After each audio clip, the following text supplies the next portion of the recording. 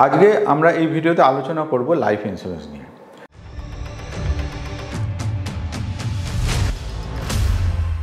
তো আমরা ন্যাচারালি বেশিরভাগ ভিডিও বানাই ইনভেস্টমেন্ট সম্বন্ধে, কিন্তু লাইফ ইন্স্যুরেন্স নিয়ে কোনোদিনও ভিডিও বানাইনি বা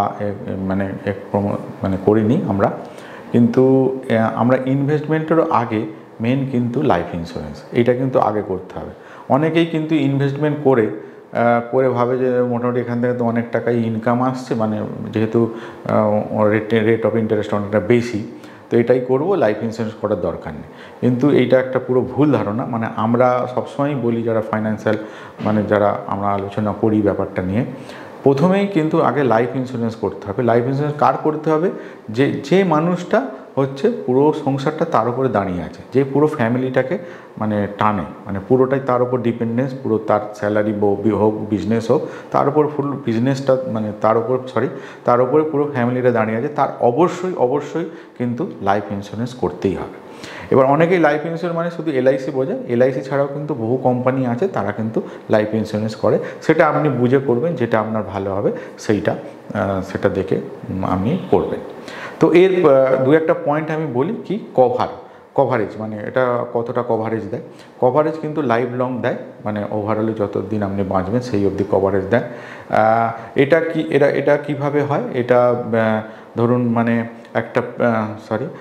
ধরুন আপনি একটা প্রিমিয়াম দিলেন এত বছর ধরে, তারপরে কিছুদিন সেটা আপনার পিরিয়ডে থাকে, তারপর ওটা ম্যাচুরিটি হয়।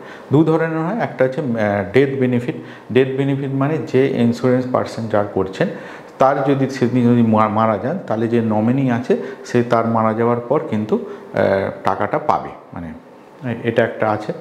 আর এটা হচ্ছে ম্যাচুরিটি বেনিফিট। কি আছে ম্যাচুরিটি বেনিফিট? মিনস যদি ধরুন ইন্স্যুরেন্সটা করলেন, কিন্তু সেই যতটা টার্ম পিরিয়ড ছিল তার মধ্যে তার কিছু হলো, তিনি মারা গেলেন না বা তার ডেড হলো না, তাহলে কিন্তু যতক্ষণ ম্যাচিউরিটি যখন হবে, টাইম আসবে, তখন কিন্তু যে প্রিমিয়ামগুলো দিয়েছেন প্লাস কিছু বোনাস নিয়ে একটা অ্যামাউন্ট আপনি কিন্তু ওখান থেকে পাবেন।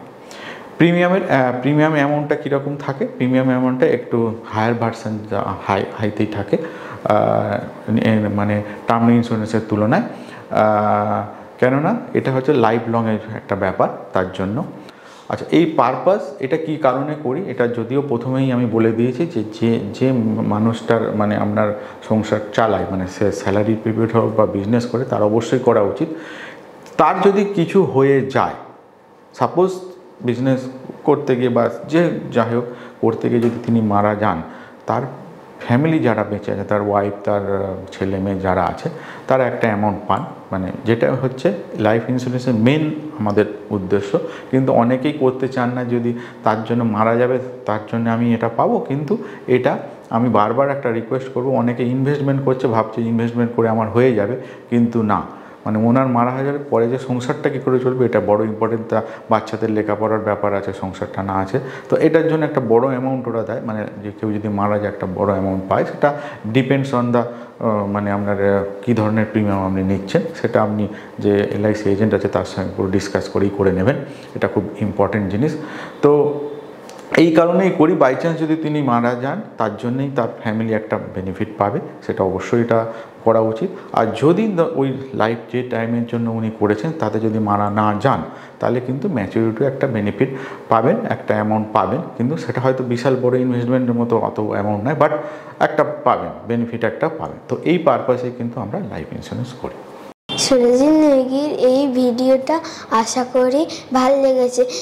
এরকম আরও ভিডিও দেখতে হলে ইউটিউবে সেই চ্যানেলটিকে সাবস্ক্রাইব, তার সাথে লাইক, কমেন্ট, শেয়ার করে যাবেন।